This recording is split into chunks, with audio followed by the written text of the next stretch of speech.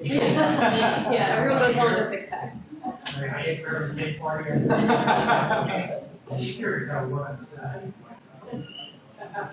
Pretty easy.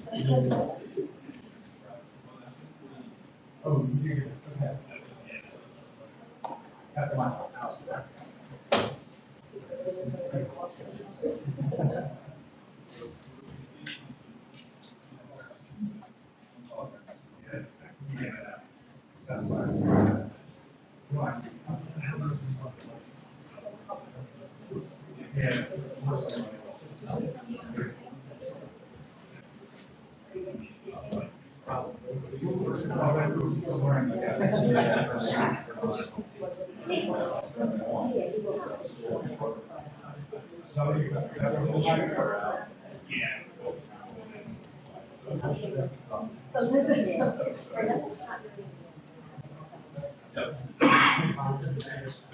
John.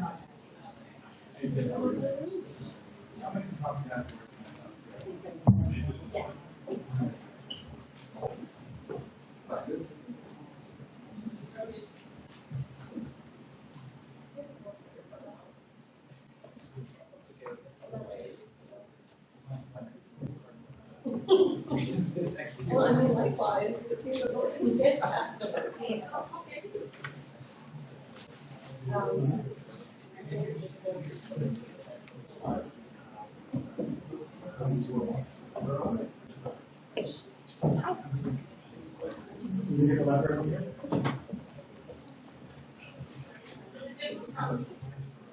One the borough, one the library. I'm just bringing copies.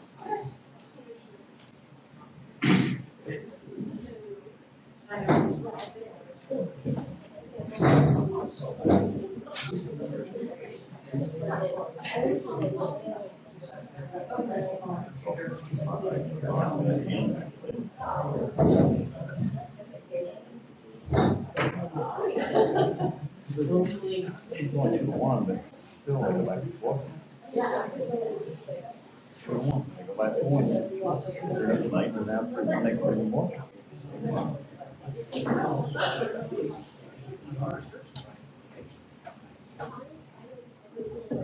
Oh, excuse me.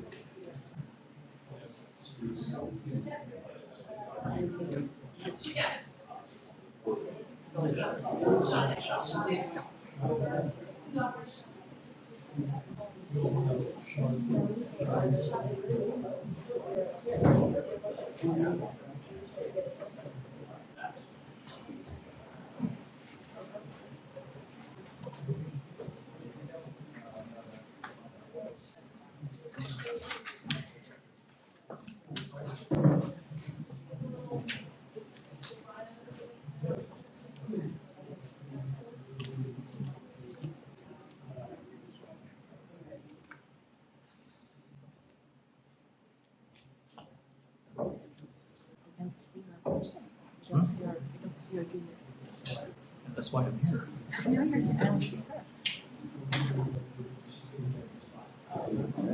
She hasn't been to us. Corinne said she was texting. Yeah.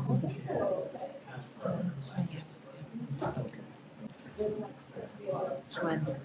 Yeah.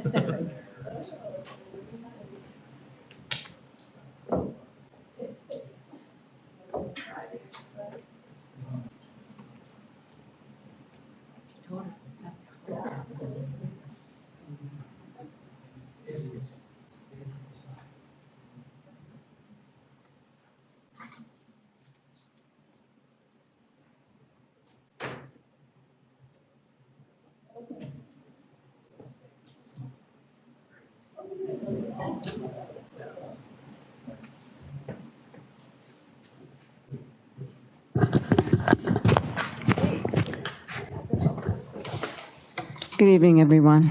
Well, make it official. Sorry, we're running a little bit late here. Welcome to the Morrisville Borough Council meeting of May 21st, 2018. To begin, we will do a moment of silence and the Pledge of Allegiance first. Please rise.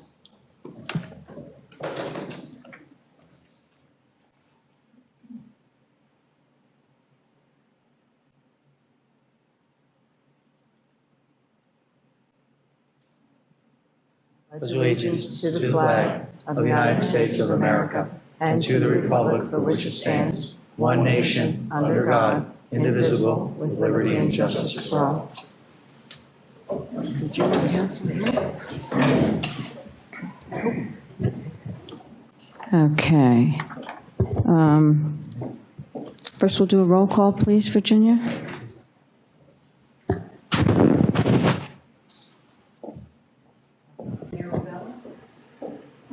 Here. Here. Here. Councilwoman Prodigal? Here. Councilwoman Larson? Here. Councilman Day? Here. Councilman Walker? Here. Councilman Dexter? Here. Councilman Yeager? Here.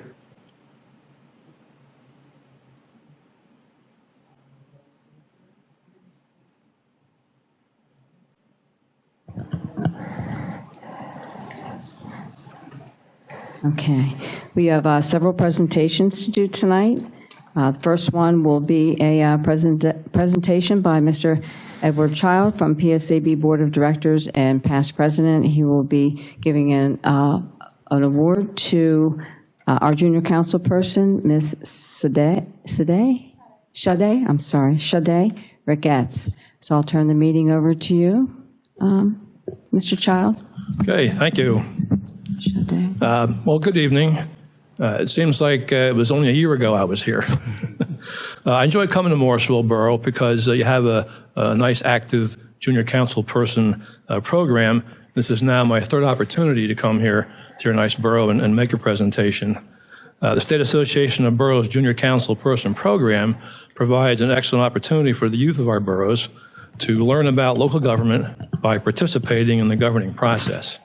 Not many residents, particularly our youth, know what it takes to govern at the local level, so the association sees this as a valuable educational opportunity for our borough's youth. The association feels that recognition of these individuals and their boroughs is well deserved for their contributions to the governmental landscape in Pennsylvania. Statewide, we typically have around 100 to 120 junior council members in the program at any one time. And the association is happy to see Morrisville continue with this program successfully. I have made junior council person recognition presentations in other Bucks County boroughs, including New Hope, Doylestown, Percy, Selversville, and Trumbowersville. So the county is well represented in the program. Who's heard of Trumbowersville? Come on, be honest. Okay, that's where I'm from. But this is actually the only borough I've come to where I've been able to do this 3 times. So it's a nice opportunity. I was given some information about your junior council person, and Sade Ricketts is a junior at Morrisville High School, is a straight A student, consistently makes the principal's honor roll, and is a member of the National Honor Society. I believe she's been your junior council person since November, and I'm told she's done a great job in keeping you all informed and letting you know the perspective of the borough's younger residents. Sade, if you would join me up here, please. It is now my honor and privilege, on behalf of the Pennsylvania State Association of Boroughs, to present you with this Distinguished Junior Council Person Award, which reads, Congratulations on being recognized by the Pennsylvania State Association of Boroughs and Morrisville Borough as an exceptional youth leader. Your participation in borough government decision-making is very much appreciated and has positively impacted your community. The Pennsylvania State Association of Boroughs is proud to acknowledge your dedication and encourages your continued growth as a local leader. So congratulations.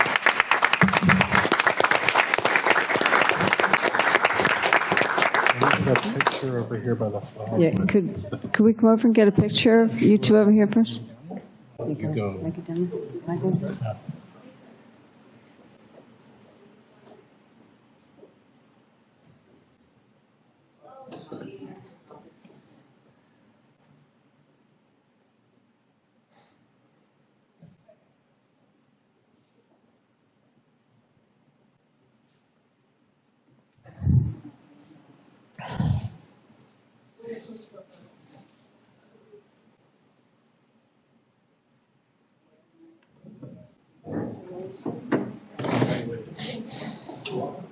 Congratulations.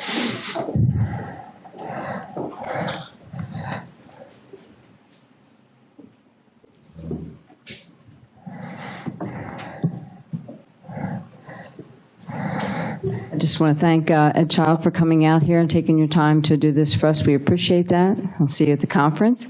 And Shade, it's been a pleasure having you here with us this year. We hope you got as much out of it as we did, and I hope you have a great time in your senior year.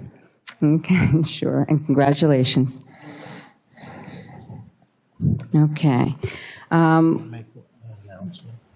Sure. Yeah, the manager would like to make an announcement? Sure, yeah, if I could, under announcements and presentations, we have a couple of changes that I'll get to in a minute. But I would like to take this opportunity to announce the retirement of Rick Huff, a longtime borough employee, after 35 years of service to the borough. He will be retiring prior to your next council meeting, so I wanted to acknowledge him tonight. And we wish Rick and his family all the best. One change to the agenda, that is 4B, will not be taking place tonight, but in its place we have Chris from Republic. I know a number of you have brought to my attention the last couple of weeks or months some issues with trash collection. Chris and I have had a number of conversations and meetings, and the company is working on some adjustments to their operations to address some of those issues. Chris, you mind just popping up to the mic? Maybe you can just sum up for council some of the things we talked about in our last meeting, just so they know we're not sleeping on the job here and we're trying to take care of some problems for their constituents. Sure. No problem. Once again, my name is Chris Paoletti from Republic Services. I am the residential supervisor for this area. Past couple weeks have been a little challenging for us operationally. Springtime, increased trash volume as normal every year. Past couple Wednesdays, we did go up in about 20 to 25 tons per pickup each Monday. So we were averaging around 40 to 45 tons of pickup. Ever since the beginning of May, late April, we've been averaging about 65 tons of pickup. So a 20-ton increase. It's not just here, it's every area in the surrounding communities as well. So that also inhibits longer wait times at the dump facilities that we use. And it also is just more trash on the ground pickup. So in return, to handle these issues, we have put more trucks out on the street. Every Monday collection, we also have extra trucks on standby. So if we do have a breakdown, any type of emergency, we're able to handle the situation and make sure everything gets cleaned up by the end of the day as well. And this isn't an uncommon springtime occurrence, including in Morrisville, but it's Exactly. larger than any year prior, I believe, right? Yeah, this is looking year over year, and also back pre-Allied Waste BFI days when we were collecting out here. This is probably the heaviest tonnage we've seen in a first pickup situation since we've gotten the contract back, and also in previous years. If I may. Chris, thanks for coming out and, Not a problem, and sir. speaking to us. I will say that in my perception, it's been more than a few months. This has been an ongoing issue for the past year, and from what I've been watching. I can tell you your first year, there weren't nearly as many complaints. Your second year, it's been at least a monthly occurrence where there's a broken down truck. And I understand, listen, it's business, things happen, right? And I understand you're saying you're going to put more trucks on the road. Is that happening at this point, or is that a future plan? So we have switched out some of the vehicles within the borough that operate in here, just so we have more consistency and stability out here while picking up. We did put more reliable trucks out here. So each day we pretty much have trucks that also use the dump facility up in Morrisville. So if we have an issue or a problem, we pretty much keep those drivers on standby on site at Wheelabrator for at least an hour, just until everything is picked up out here. This way, in case we do have an emergency, we can handle it quickly. Okay. Anyone else? Yeah, I have one issue. Numerous people have come up to me and asked me why they can't put the trash cans back on the curb. People are getting very upset. Take them off the curb. Why can't they put them back on the curb?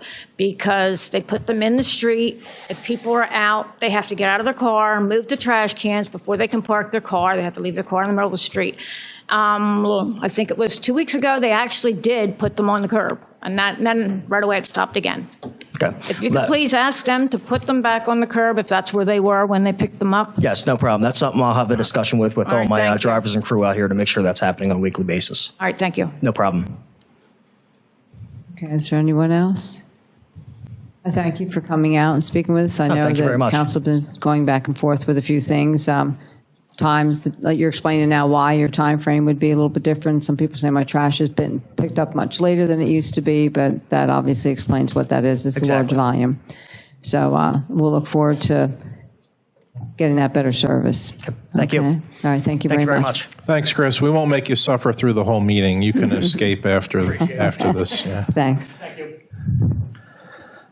Okay, we'll go on to the next one. Would be 4C is a public hearing on the transfer of the liquor license for Giant Food Stores LLC. Hi, good evening. Oh, go ahead. Excuse me a second. Hi, I was just saying, this is a public hearing. We have a court stenographer. Anyone that wants to be heard on this issue needs to speak slowly. Please identify yourself for the record. Good evening. My name is Ellen Freeman. I'm an attorney with Flaherty and O'Hara, and I'm here tonight on behalf of Giant Food Stores LLC.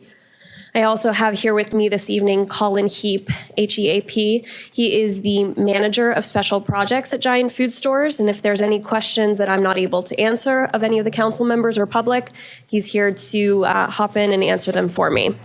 And we are here tonight to request the transfer of a liquor license for Giant Food Stores to be used at their store in Morrisville Borough on West Trenton Avenue. And Giant Food Stores operates a number of liquor licenses in Pennsylvania. It's up to 65 now, and they've been in operation since 2009. So they have a little bit under a decade of operations in place where they've had the same policies and procedures that I'm going to go over tonight in place at those 65 operations. And to this date, they have still never been cited by the Bureau of Liquor Control Enforcement or the LCB for any violations of the liquor code whatsoever. So there's been no sales to minors, no sales to intoxicated persons, and virtually no violation of the liquor code whatsoever. So they have a very perfect record, and they believe that the policies that are in place at each of those 65 stores are what keeps that perfect record going. And they continue and wish to continue their perfect record with Morrisville Borough.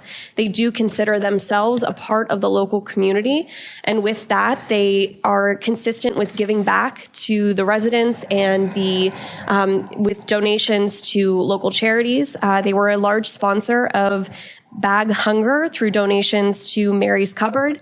They also gave to USO Liberty to support Our Troops Foundation, and also a large supporter of the CHOP network around the area. To get to today's topic at hand is the store in Morrisville Borough, and they are pending approval this evening, planning on starting remodeling of that store in September, and they would be opened up in early November. I have passed out and in front of you what I would like to label as applicants exhibit A1 and 2. A1 is the overall picture of the grocery store. And on that grocery store, yes. I'm sorry.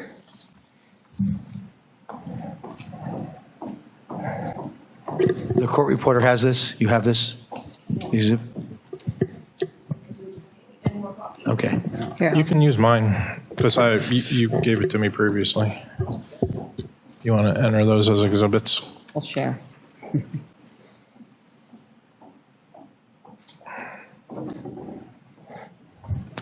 So applicant's Exhibit A1 is your first page. That is the overall copy of the grocery store.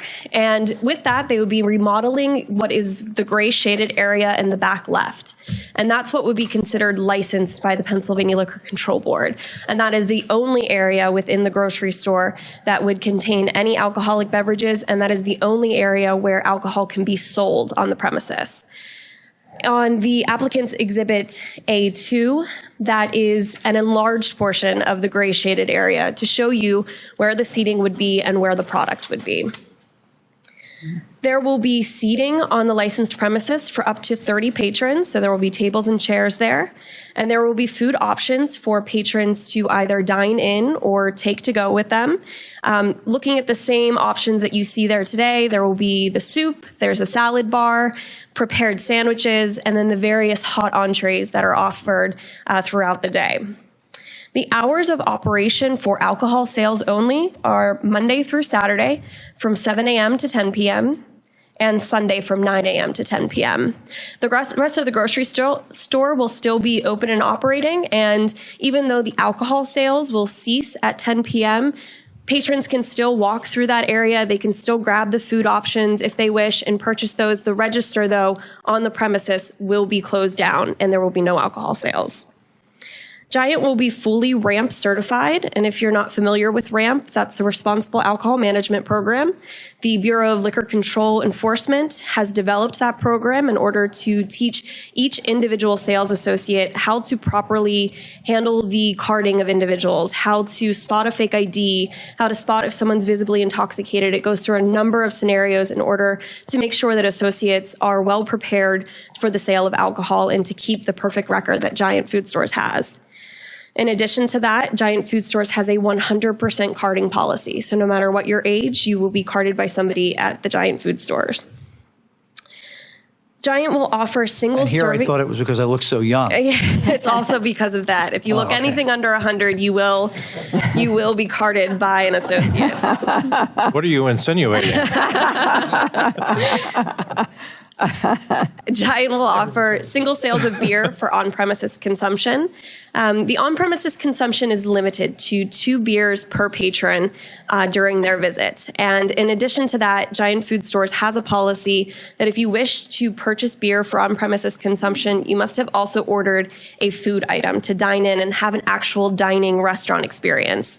It's a very limited that they see anybody drinking on premises. And there are a number of reasons for that. A lack of consumer knowledge is one of the biggest ones. No one really knows that you can sit down and have a drink at the seating area. It's not advertised. There are no happy hours. There's no wait staff that's going to be selling you beer. There's no draft beer, no distilled spirit sales, no wine sales for on-premises consumption. So it's just not conducive to a typical restaurant or bar area. So in that case, Giant has found it very easy to monitor the 2 beer limit and to monitor anyone who is drinking on premises. They will be selling also beer and wine to go. The beer will be 192 fluid ounces of beer to go in one transaction, which is roughly 2 6-packs, and also 3,000 milliliters of wine to go, which is roughly 4 standard bottles of wine. All of the beer and wine purchases, again, must be made on the licensed premises. There will be a register for that effect, and it will be labeled as such so that consumers can know where to purchase their alcohol products. If a consumer were to put beer into their cart and go up to one of the front registers or go to a checkout aisle, a self-checkout aisle, the product would not be able to scan through that. The SKU does not register on those, and they would be asked by an associate to go back and purchase it back on the licensed premises. In the restaurant cafe area, there will be security cameras that monitor all of the product that's on the shelves as well as the register. And the area is also physically monitored by the staff members as well as a specific manager that is located right at that licensed premises. And again, these policies and procedures are in place at the other 65 stores, and Giant Food Stores has found that these policies keep their perfect record and keep their sales and their consumers very happy with this additional product that they're offering for the community. With that, I am going to turn it back over to your solicitor. If there's any questions, I'd be happy to answer. I'm sorry, did you say that the store will remain open during remodeling when it begins in Yes. September? Okay. Yes, it will. Madam President, may I? Sure. Again, thank you for coming out. So you mentioned security cameras. You mentioned your ramp program, which sounds great. And let me start by saying I'm a big fan of this, by the way. I like having the ability to pick up a six-pack while I'm shopping. That said, does the store have a plan for actual physical security? And some people may chuckle to this, but I know for a little while we were having some frozen shrimp theft pretty rampant in that store. And there's the occasion where there's some vagrancy going on outside. Even before we have alcohol sales, does the store have a plan to ramp up the physical security, at least until it gets worked into where it's like a normal event and a normal thing that people have to ensure that it doesn't create an issue? I'll actually, if you don't mind, I'm going to have Colin Heap come Please. up and join me. I will speak to at least during the closing hours when the alcohol sales are no longer continuing. Giant Food Stores actually physically locks the cold doors. Each individual cold door has a lock so that no one can open that. And then the aisles are actually roped off so that no individual can get through there. But as of physical security, I'll have Colin Heap, I'll have him sworn in Do you want to first swear him in? and then answer. You swear him in? Go ahead. Swear him in, please. Raise your right hand, please. Yep. Do you solemnly swear the testimony you're about to give will be the truth, the whole truth, and nothing but the truth to help you God? I do. Want to state your name for the record? Yes, In your Colin position? Heap, Special Projects Manager for Giant Food Stores. Thank you. Go ahead. You're a witness. Oh, Colin, during the hours that alcohol operations are in place, is there any intentions for Giant Food Stores to have physical security either on the licensed premises or outside? We already do have, as you mentioned, this is a store that has had some theft issues. I will say the other stores that we have beer gardens in, you would think that alcohol would be a more frequently stolen item. We've actually found that not to be the case. And some of that is by the design, the physical layout of the beer garden, because the associate is always on duty while the beer garden is open. And if you see on your floor plan there, the associate in the register is facing the product and the seating area, so they always have an ample view of anybody who would be patronizing the beer garden. So we've actually found theft to be very minimal in the beer gardens, but to the overall concern about security within the store management team is very well attuned to that, and we do have what we call asset protection associates who are within the store at any given time, not specifically to patrol the beer department, but throughout the entire store. So I know that, yes, to answer the question, we will have security presence within the building, and that will continue as we would have, even as it is today, but going forward with the beer garden as well. So no increase, just the same security that you currently have? Yeah, I can say that there's not anything that is set aside specific to add when incremental when you have a beer garden go in, because we have seen very minimal theft in the other beer gardens. Thank you. Any other questions by council?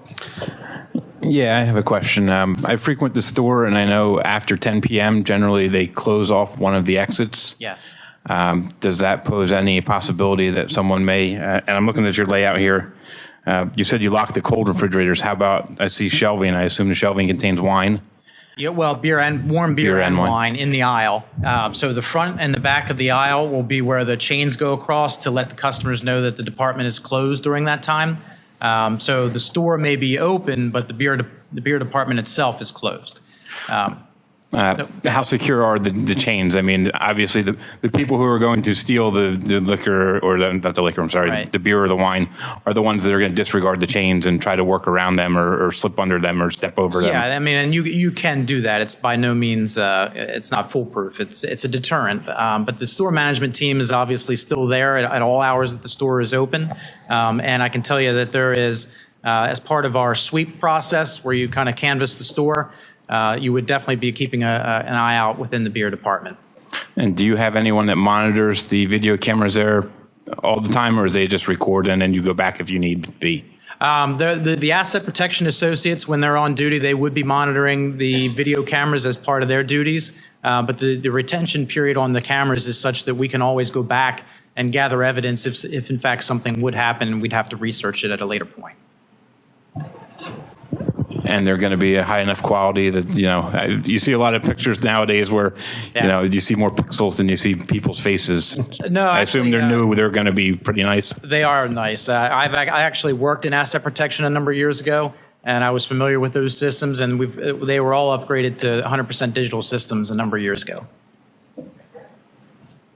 Just have one question just for clarity. We're just talking beer and wine. There's no liquor sales. Is that correct? No distilled spirits, yes, sir. No distilled spirits. Right. Thank you. What does Giant do as far as community relations here in Morrisville? Yeah, I think Ellen mentioned a few of the things that we had run down through. A lot of our charitable work is aimed at two main factors: hunger, especially as it pertains to youth, and also supporting our troops. So we have the Bag Hunger campaign, which locally does benefit, as Ellen mentioned, Mary's Cupboard. This particular store has raised $15,000 out of the $55,000 that's gone to Mary's Cupboard over the last 2 years. And then she also mentioned the Children's Miracle Network, which benefits the Children's Hospital of Philadelphia. This store raised $13,000 out of the over $3 million that's been donated to the Children's Hospital. On the Support Our Troops side, it was $13,000 from this particular store, which went to USO Liberty out of an overall company donation of $1.1 million. The two that when I stopped by the store earlier today, the store manager mentioned to me was last year we supported a Bridging Gaps event. I'm not sure if anybody's familiar with that organization. I didn't get a lot of detail around that one, but that is local, as well as an Ivan's Outreach Center golf event. The the local store supported that as well. Okay. Any other questions by council? So when you come into the Giant, the beer garden is going to be in the left area. Yes. So as far as those aisles go, where the beer garden is going to be, where are those aisles then going to be switched to? Is the whole store being remodeled? Not the entire store, but as we're putting the beer in the first aisle adjacent to the produce department, that is currently natural foods. So you will see that product being moved into the store, and you'll have some other commodities within the store will be rationalized, in other words, moved out or condensed. A lot of what is being reduced would be things that are no longer great sellers in the supermarket environment, in terms of maybe books, magazines. Greeting cards would probably be condensed a little bit. Toys, housewares, general merchandise type items that we have seen declining sales on, versus natural foods is a growing commodity. So I can assure you there won't be any selection of natural foods reduced. That's something that we will keep. It'll just get relocated somewhat. Okay, and my other concern is like every other, I would imagine, council member, is the security because of the theft in the past. I mean, closing it off with a chain, as Councilman Bauer said, is not a huge deterrent. I know that there's another local grocery store that does sell spirits and beer, and they actually have a physical chain door that they close off.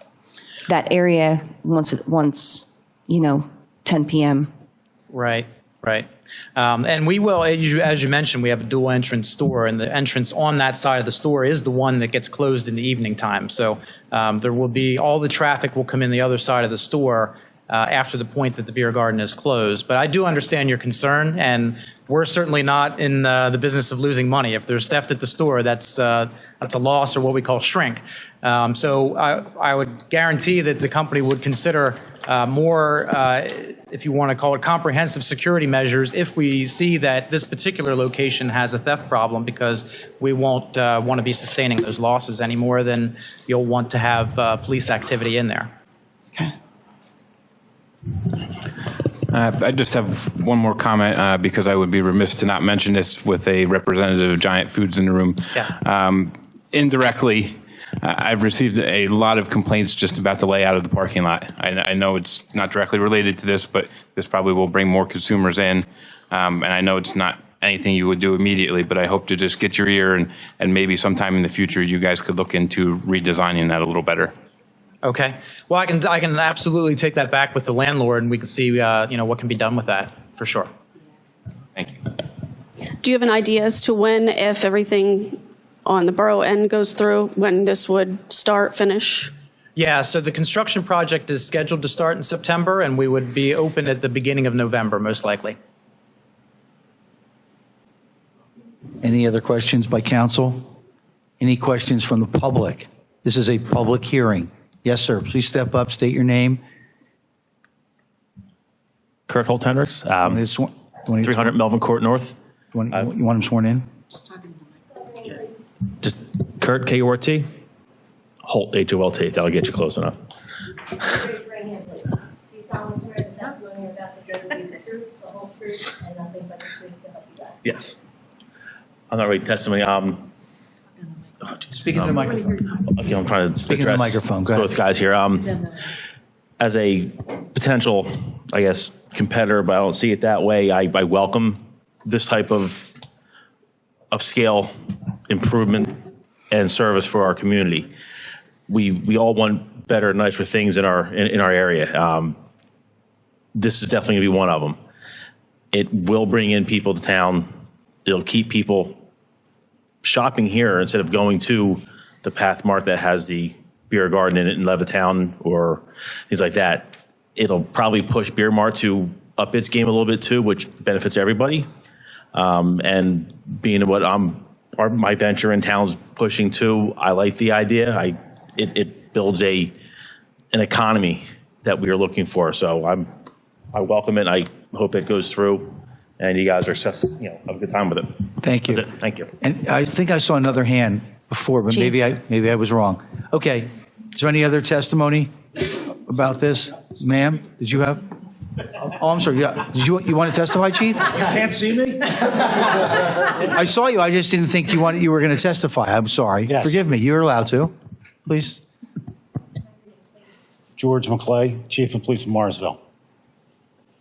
You solemnly swear the testimony you're about to give will be the truth, the whole truth, and Of course. Yes, ma'am. Few things. Councilman spoke about the entrance of into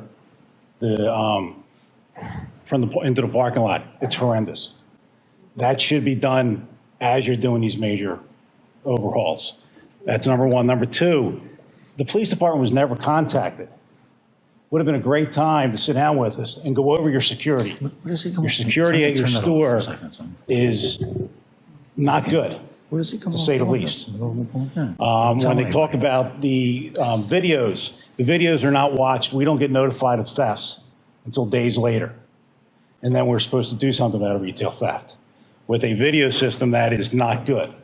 Your video system in your parking lot is poor. So this is the time when you're opening things up and doing this construction that you should speak with your people that you work with. No one's ever contacted the police department.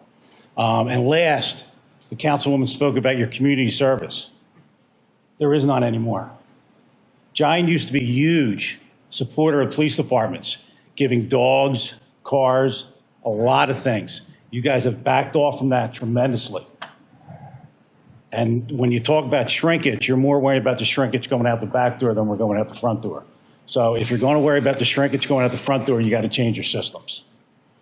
And you will. And you have the people that walk around your store, they have never put hands on anybody.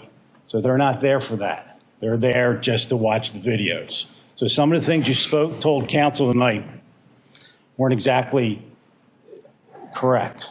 But I really think you missed the ball when you do for these, when you come in for a liquor license, you should sit down with the local law enforcement, which would have been me.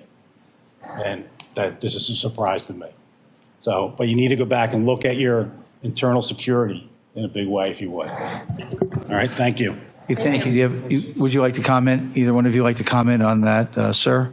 Well, I mean, like I said, I worked in asset protection, and I'll stand by the quality of our video systems. But I can definitely put our asset protection manager for this district in touch with the chief, and we can, coordinate a meeting that we can get a little bit more of that feedback, and we would certainly be willing to take a look at that. So I don't have any issue with that whatsoever.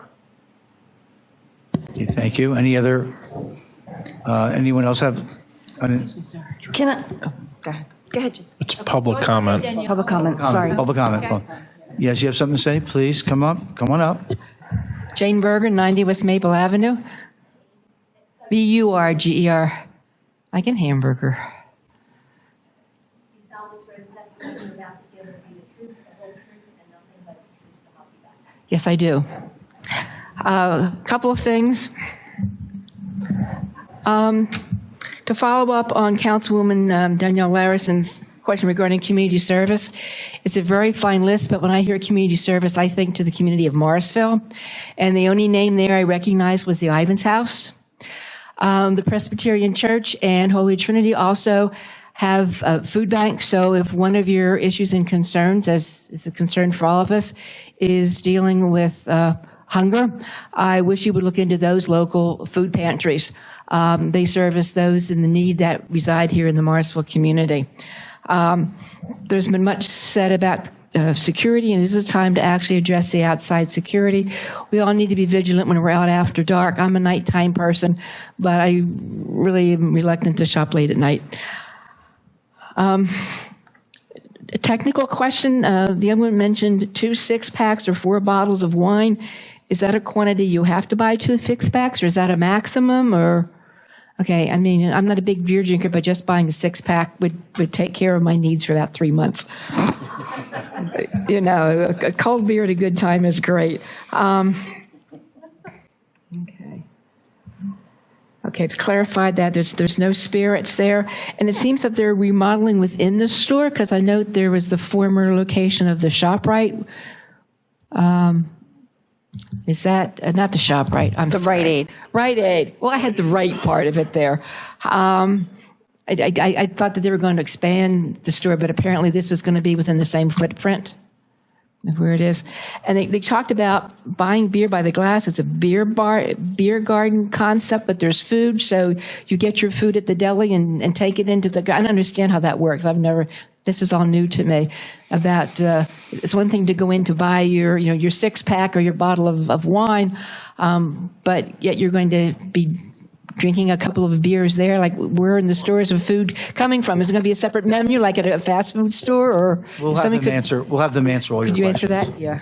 Would you like to answer those questions for?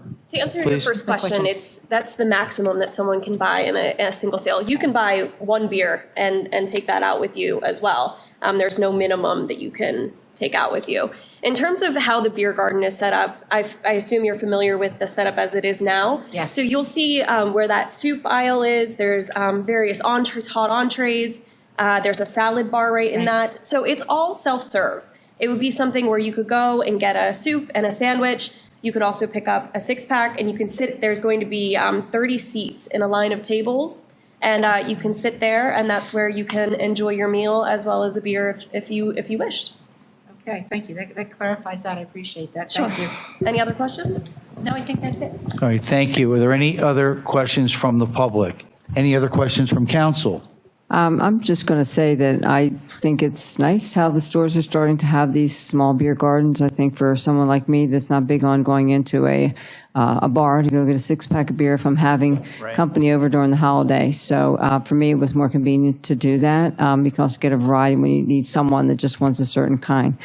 I do know that the ShopRite is doing very similar, and to, I guess, help with the concern that Ms. Berger has, when I have been there shopping on a regular basis, it's like you said, it's actually in a certain section. Someone's there all the time. And they also do have a small area that you can get hot food. There are tables there, not probably as many, but that's there. And you also can, I believe, if you want like a drink to go with it. They've even had on different nights where I've come in the store and there's someone that's actually playing light music there. They'll have someone on a guitar or something. So it's actually been, you see the husbands all sitting there and the wives are doing the shopping. So it can be very conducive to everybody in the long run. So it's not, I've never seen it ever in one of the other stores I've been in that has that. McCaffrey's also has something very similar to it, the beer garden. So it's not out of the line of what people normally see. So that was just my experience with it. So I think it's Yeah, I appreciate that. And that really is reflective of what we've seen the customer base is asking for. They want more convenience. They want more variety. They want to be able to get more done in a single shopping trip. So the beer and wine availability within the supermarket definitely ties into that, of course, as well as the pairing of the wines with the food and beverage that we already sell. So that's just why we feel it's a natural fit. Okay, thank you. Are there any other questions from council? Yeah, I just have one. Considering you've been sworn in and are under oath, I'd just like your word on video and tape that you will work with the chief to address some of his issues. I understand you may not come to 100% agreement. Yes. There's always going to be costs involved that you may not want to spend, and he could come up with, some astronomical things to put in there. I don't know, but that just your word that you will work with him to make it work. Yeah, absolutely. Like I said, I'll get in touch with our district asset protection coordinator and make sure that they reach out to you so we can have further conversation on it. Okay. Any other questions from council? Any from the I have a public? question, but it's unrelated to this, so it's okay. Any related to this public hearing? Otherwise, I will close the public hearing at this time unless anything else? Motion to close the hearing now? You want to? Yes. Yeah, the motion will be closed at this time. Thank you. Is there a second? Second. Second. All in favor? Aye. Okay, so my suggestion to council then is to move up, since they're here and since we have a court reporter here at this time, to move up 9F at this time, since it relates directly to this. Okay. Need a motion to move up. You want to read the motion? So moved. How about if I read the motion? It's to adopt. No, we're Just to move it. Oh, we're just moving up. Oh, okay. Is there a second to that? Second. All in favor? Aye. Okay.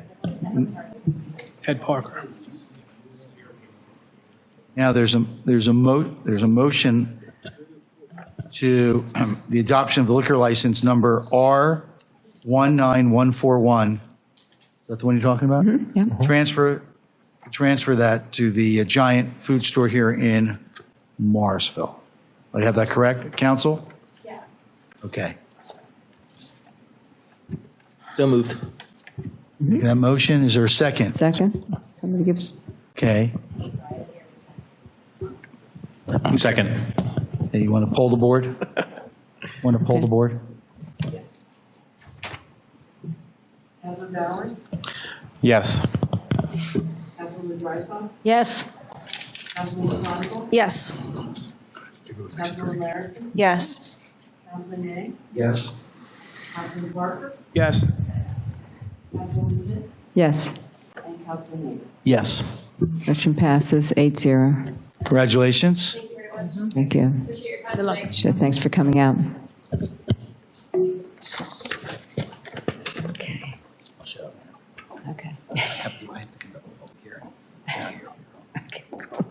Thanks. Okay.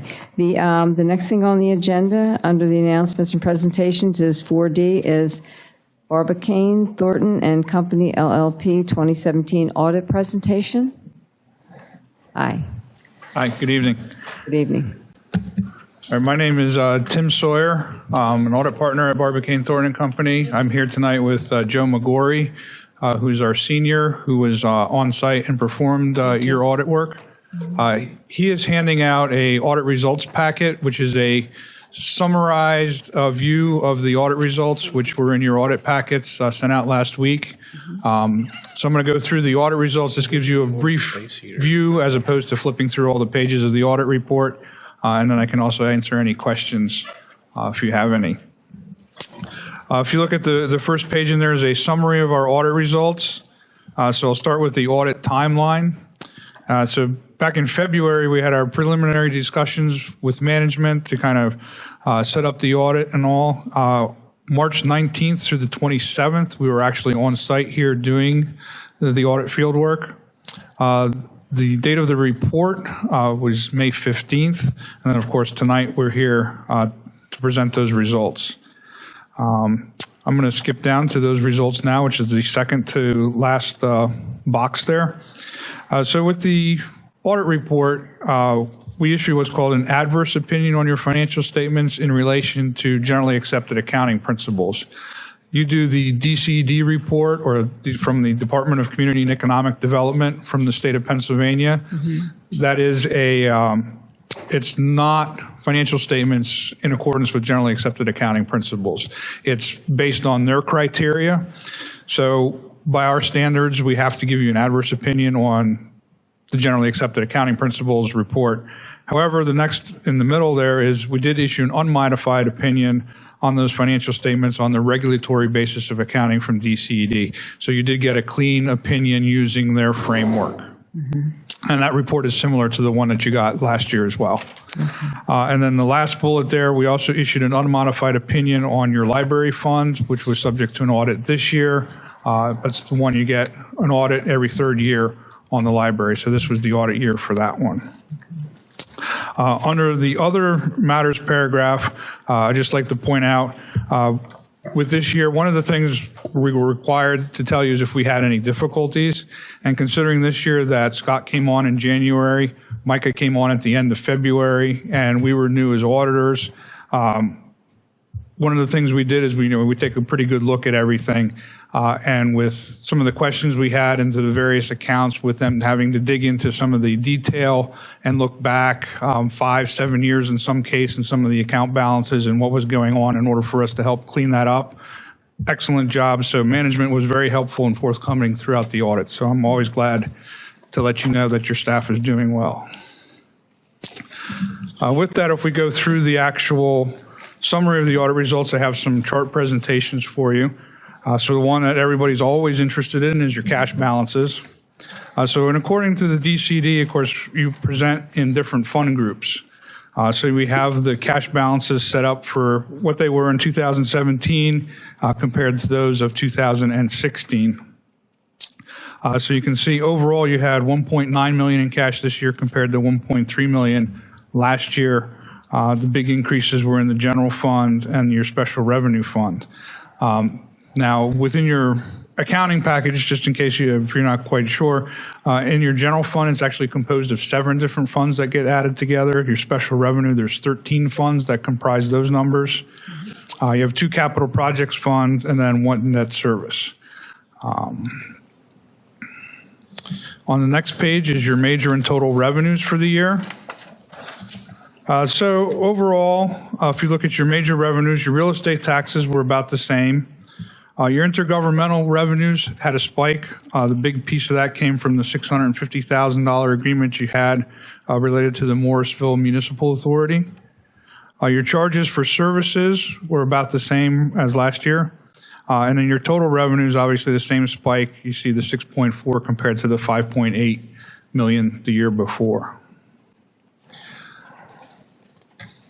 The next chart talks about your expenditures. And these are done kind of like if you figured your departments on the DCD report.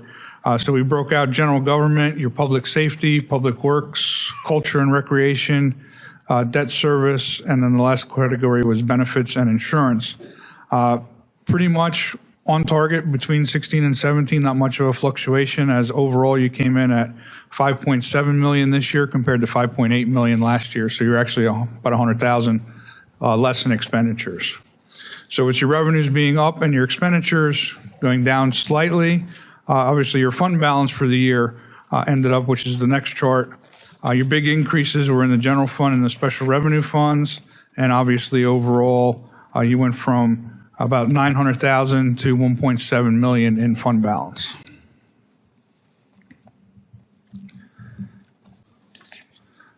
And your last chart there just breaks down the information related to the library fund itself. So your assets this year were 37,000, liabilities of 7,000, which gave you a fund balance in the library fund of 30,000. Overall, your revenues for the library fund were 226,000 compared to expenditures of 212. And again, if you look at the 2-year average, those numbers are about the same for the 2 years.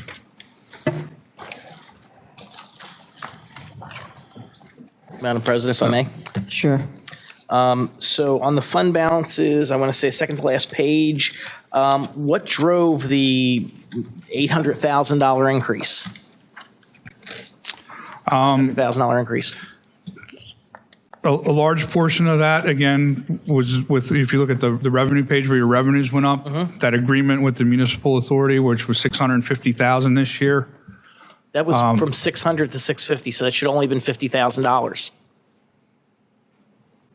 So was that one? Yeah, it went from 600 to 650, so that doesn't hold true to me. Okay. I think some of that was that, Joe, that was deferred the year before? So I think some of it was deferred the year before, which wouldn't have been recognized as revenue in the statements. So what happened was it was prepaid the prior year, backed out and put back in, but it was still, so it was showing like so you would have had the cash last year, but the revenue, if it was deferred, the revenue wouldn't have been recognized until 17 and not in 16. And it shouldn't have been because it was for services. Correct. And on so with a the modified. fund balance, right? So modified, but with the revenue not being reported as revenue last year, but it shows up this year. So you had zero in revenue last year, even though you got the cash. No. There was 600,000 last year, and they paid another 325, I believe, early, which was the first disbursement from this year. So that 325. So only the 300 was deferred. Okay. So that was showing as 2016 at the end of 2016, but there was still another 600,000 in there. So we took the 300,000, put it, or 325, whatever it's supposed to be, put it into this year, right? Okay. I'm sorry, 2017, right? And then there should have been another disbursement, which would have made it 650, which was the agreement between the borough and the municipal authority. Should have only been a $50,000 increase, not a $600,000 increase. Okay. Okay. All right. We can check that, but I actually seem to recall that in 2015, there may have been an advance payment. Oh, boy. Towards the end of the year, which would, of course, been a reduction in the amount the borough technically received the following fiscal year. I wasn't here for any of this, but this is urban legend I'm sharing with you. But I appreciate that if we can get clarification, because that would make better sense if it was something So that we were doing every year. could have been like a and they two-year backed it out again. thing, Yeah. Okay. Another factor too in the overall thing was your trash fees. So you were at about $829,000 the year before, and you're at $1,267,000 this year. And a lot of that had to do with your collection efforts in there. So that's another huge chunk of the piece for those revenues going up. And yes, Scott, if I could just get clarification on that, I'd be interested in knowing how that took place. Sure. Thank you. Okay. Anyone else have any questions? I have a question about your adverse opinion. Do you issue that for every borough that reports to the DCED, or are we special in that sense? No, everybody that gets the report using the DCD framework, and that, as you see in the report there, that chart that's done, that's the same. Everybody gets that adverse opinion on that report. Okay, so in this case, it's not as big of a deal. Yeah, I just pointed out because our standards require us to do that, and there's usually questions on the adverse opinion, and that's why they're not generally accepted accounting principle-based statements. But when you go to that framework of the DCD, that's why I pointed out that second bullet there, you did get the unmodified or clean opinion using their framework. Tim, while you're in the hot seat there, Madam President, if I may, can you speak to the consolidated, some of us call it concise financial statement that's supposed to be published annually at the conclusion of the audit? Okay. As anything in specific, I mean, it's a report, obviously. What it does is it basically takes just the totals. So basically some of the totals you see on here as far as like your expenditures based on those categories, general government, public safety, it reports those totals as well as your totals of revenue broken down by different sources, taxes, intergovernmental, charges for services, and those are required to be published in a newspaper. and we sent that over so that it could get in as well. Yeah, what I'm trying to tactfully allude to is the fact that it does need to be published in a newspaper of general circulation, and that's not been a past practice of the borough. Okay, yes, that is a requirement. So that will be done this year. Yep. Thank you. Matter of fact, I talked with Micah earlier on that, and we sent him over the requested electronic file so they could forward that on. Okay, thanks for correcting that. I have one more. Sure.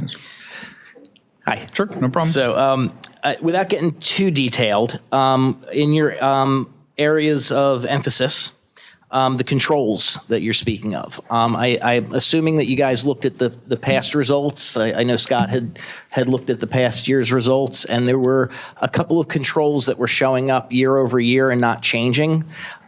Without getting into particulars, because you don't really need to, did you still find those same some of those same control gaps? And I guess more to Scott, are we working on a plan to get those control gaps filled? Yes, they're actually not from the prior year, though. They're from 2015's audit. Yes, they were year over. They were still there from 15 and 16. Yeah. Yes. Okay. Thank you. Okay, anyone else have any other questions? My goodness. Okay, thank you. I do have one quick other comment just on the audit timeline, because I know when we came here before, we kind of talked about that. So obviously, we're a little bit ahead of last year's schedule by about 6 months. But next year, now that we've gotten this all kind of settled out, we're new, we've got you down, I would imagine that the initial meeting would probably take place late December, early January, and the field work would probably commence in February, mid to late February at the end, so everything would be pushed up. Going forward, the next couple of years, I don't see any problem with us making that April 1 filing deadline. Very nice. Yeah, we double timed our efforts this year to make next year even smoother. Yes. Well, like I mentioned before, I mean, you guys did an excellent job with all the questions we had and required some digging, so. Thank you very much. Thank you. Everybody have a good night. Thanks, Tim. Thanks, Joe. Okay. You guys don't have to stay for the rest of the meeting either, even though I know you want to, but thanks. Thank you. Okay. All right, that ends our announcements and presentations for the night, so we're going to go into the public comment. If anyone signed up for that, could I have that? All right, thank you. Public comment, there's only two on here. Public comment is that for 3 minutes per person, please come to the podium and state your name and address for the record. Be Jane Berger is first. Too much yard work today. Good evening again. Jane Berger, 90 West Maple Avenue. A couple of questions on this evening's agenda. Under 9J, the Recreation Advisory Board, it was my understanding that the terms, although they're 2-year terms, they're staggered. Yeah. And I'm seeing the agenda that you have 6 for 2-year terms. Shouldn't it be 3 for 2 and 3 for 1 year? Yeah, we're going to be correcting that. That's Okay, one of the when you things get we were to talking about before the meeting, because in the actual ordinance for it, it states that there's supposed to be half of them are at a 2-year term and half of them are a 3-year term. We thought it was 1, but it's 3. It's 3 years and 2, okay. So that's what we're going to do, is we're going to split them. So 3 of them would be a 2-year, 3 would be 3-year. 3 would Because be it's 3, supposed to be 2, right. staggered because it's a board. Right, and that was my question, just Right. as if they were staggering and you were Right. doing the whole board Right. because you're resurrecting it. Right, You didn't right. want them all the same, thanks. Exactly. Yeah, okay, the other question I have under 9B is the motion regarding the payment to the Morrisville Ambulance Squad. Certainly support this, but as I recall, the April meeting, there was a formal motion by the council that passed to give them the $30,000, which really would have been basically 1/4 of it. So I'm wondering why the motion tonight doesn't read 30,000 less the money for the gasoline rather than 60,000, and then you're backing out that 30,000 you previously made. It doesn't seem to Because the make much 60,000 sense. was the original disbursement that was approved. We prepaid a portion of it, so they're back. They're saying the 60 grand is the disbursement, and then we're backing out the fuel and the 30,000 that was already paid. Does that sound right, Scott? Yes. Yep. Okay, so it was 60,000 that was authorized, but you gave them 30. So Right. now we're giving 60,000 tonight. Gotcha. Okay. Finishing it out. Because To normally clarify they that, wouldn't right. get the payment until like May or June it was. Right, but I know they in needed the, it in the sooner. past, because of the better cash flow, we would wait until we had most Right. of the tax dollars in June and then pay them that and then one in the fall. So paying them, earlier on a quarterly basis to help cash flow is fine, and I certainly support that. It's become a long way from a $500 donation. And we pay the two mills, which is really like a donation. We don't contract with them. They're not a part of borough government. They're a separate entity like our fire company is. We're closely aligned for, health and safety of our residents. But I know it's important for the council to keep funding the service while they are actively in service and providing ambulance service to our residents. I know they will be deciding down the road what's their future direction is going to be, whether they're here or they're merged or whatever, and that will be something that the ambulance squad will have to work out and then work with, if there's any change, who that would be. And since it's not a contract, it's certainly a donation we give to help that service, that depending what point of the year, if something changes and there were funds left, they would just go to the other service that would pick up. So just trying to clarify, it's basically a donation that we give to support that. And I That certainly service. support that payment because they are still in operation. They still are providing service. So thank you. Thank you. And next would be Chief McClay, George McClay. Since I don't get a report anymore, I thought this would be a good time to tell some of the council people that have asked about certain properties in our community what the status of them are. We'll start with 266 Althea. Today, the Sheriff's Department served a 30-day eviction notice. So that means that they've already missed all the other notices before that. The chance of them backing out now and not getting thrown out in 30 days is slim. So that puts me right in my before summer, like I promised. So I'm hoping that. 353 Bridge, also known as A to Z Music, was closed down yesterday and condemned by myself and Code. There is yellow stickers. The worked hand in hand with our streets guys. It's been sealed. It's locked. Today, the owner came back from Florida. It is very hopeful that that place will be put up on the market very soon. 266 Althea and 353 Bridge Street are hand in hand with some of our, how do I put this? Undesirables that have taken up residence in both of these residents. So if I clear those two houses up, that will be huge for that part of town. There is one other spot in town that is also in conjunction with these two, but I don't want to give that address as of now. And I'm working with the realtor to have that place also changed over to a family residence. So at this point, there's three. A lot of people, for some reason, didn't believe that 266 Althea was really being done the way it was supposed to be done. But as some of you know, it takes years to get people thrown out of a property. And they were calling every politician in the world asking whether I was telling them the truth. I've done well. We started this process in January. If I get them out before summertime, that's a home run. So I just want to let you know so you can tell your constituents that. Any questions? Because I know you're just Thank you for the 266, because I got a call about that too. Oh, yeah, I know you are. And so it's the state reps been getting calls about it, and people just don't understand what the squatters' laws are, and that we have a process that we have to go by. I work hand in hand with the law firm down in Philadelphia that's doing this, and they've been so thankful that I've been on the Sheriff's Department and everybody else to keep their dates. So I'm hoping, so it's 21st, I'm hoping by the 25th of June, it'll be done. So, and every neighbor out there knows. I've talked to them, I spent hours and hours and hours out there. They just don't understand the squatter laws. So anybody has any questions, please tell them to call me. I will explain it to them. I'd love to throw them out, but I can't. Okay, and the reason why 353 Bridge was condemned, it has no water, has no electric whatsoever. There was only one person living there at the time. The place is horrendous. So we're hoping if we can get that sold quickly, that somebody can redo the whole place and put it back as the way it should be.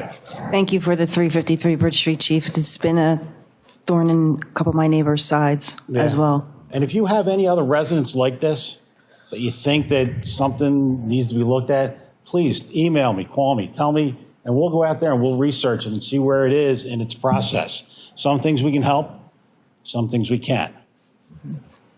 So, but I do have a lot of connections at the sheriff's office, and we keep everything, you know, if it's due today, it's due today, and it gets delivered. And that's a big part of keeping everything moving.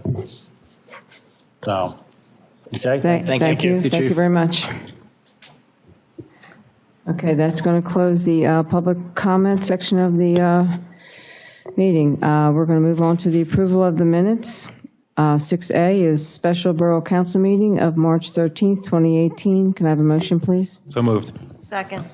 Okay, it's moved by Justin Bowers and second by Daniel Larson. Any questions or comments on the minutes? Okay, all in favor say aye. Aye. Opposed? Motion passes 8-0. Next, under Finance, we'll do the motion to approve the bill list and pay the bills, 7B. Have a motion, please? So moved. Second. Moved by Mr. Yeager and second by Mr. Bowers. Any questions or comments on the motion? I'll make a quick comment, and it's something just for the public's knowledge. So I contacted our borough manager in reference to a $45,000 bill that was paid. It confused me a little bit, so I asked. So just so the public knows, and correct me if I'm wrong, Scott, I believe you told me it was reimbursable. That it's for the playground equipment that was the rush purchase, and there will be grant funds covering that. Yes. Thank you. In fact, I think we've received the funds, so they'll show in your next statement. Excellent. Thank you. Okay. Any other questions or comments from council? I just have one quick comment. I know in the bill list, there was a number of LED lights that were purchased. I know Scott told me that we're planning on fixing some of the ones that are out around town. That's why they're in there. So there's people who have asked me about it. We're making progress and getting them fixed and replaced. So we should take that as Pico wouldn't budge. PICO has not budged on our claim, but it's not a settled matter yet. Okay, thank you. Okay. Anyone else? Okay, can we have a roll call, please, on it? Councilman Bowers? Yes. Yes. Councilwoman Marshall? Yes. Councilwoman Larson? Yes. Councilman Nay? Yes. Councilman Parker? Yes. Councilwoman Smith? Yes. Yes. Motion passes 8-0. Next one will be reports. The mayor isn't here, so I'm sure he will submit a report or bring something to the next meeting. We have our junior council persons report.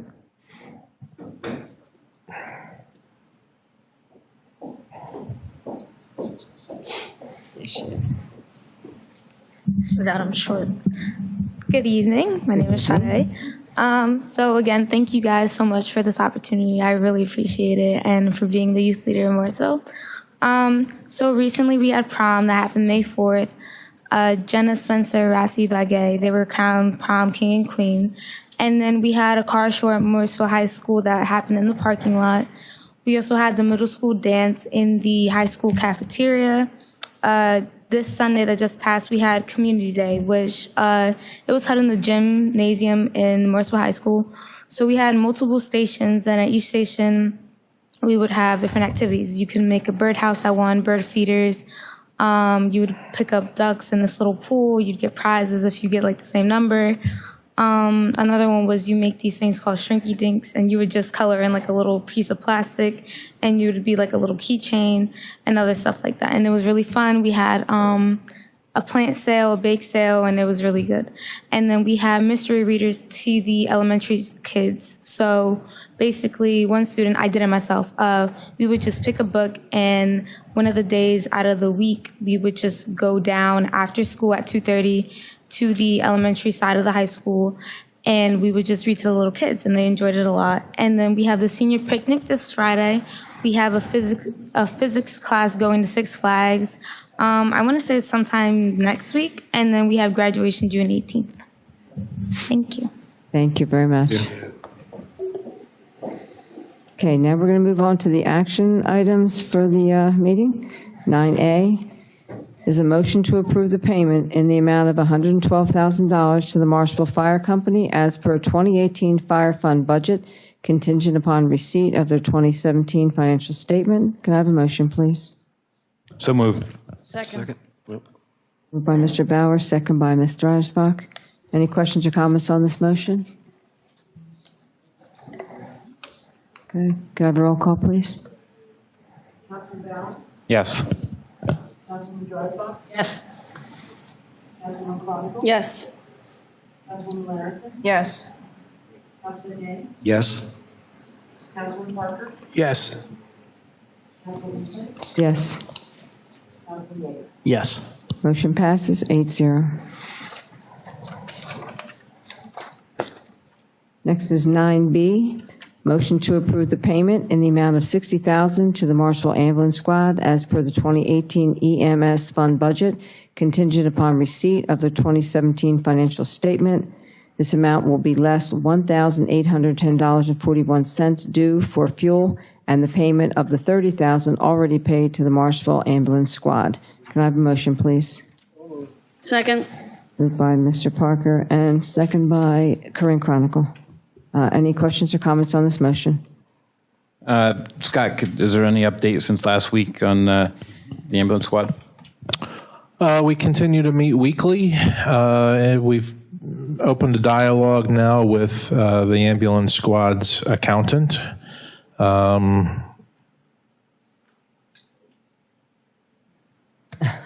We're talking to a number of parties as possible consolidation or takeover options.